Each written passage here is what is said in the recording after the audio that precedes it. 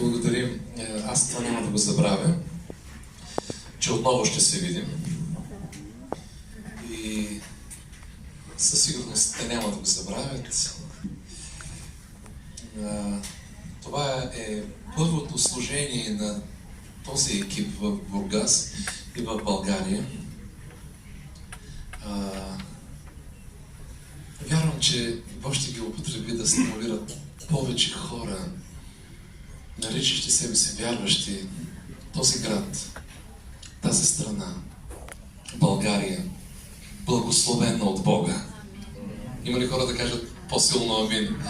Благословена страна от Бога, да бъде достигната с Евангелието, да бъде достигната с благата вест за Христос.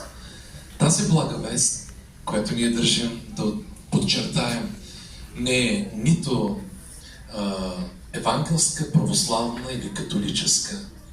Тя е божествена. Тя е вест, която няма аналог според човешкото разбиране и принадлежност към организации в този свят. Нека България да бъде благословена. Нека народът ни да бъде спасен.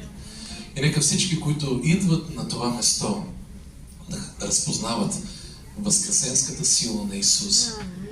Това е моето пожелание към всички вас, мили брати и сестри, към целият наш целокупен български народ, към самият себе си. И вярвам, че тази молба Бог ще я чуе. Няма да ни остави да агонизираме в ограничения, наложени ни от греха, от ляво и от дясно, от север, от юг, от изток или от запад, от велики сили или от безсилни държави. Да бъдем хора, които се надяват на Бога. Само Той дава това спасение, без което ние не можем. Само Той е този, който привдига човека и от състояние на руина го преобразява в храм на своето присъствие. Благодарим на всички, които обичате това Слово, които живеете за Господа, които се лишават и от комфорта на вашите добре уредени държави, било то в Йоландия, било то в Западна Европа или където и да е било.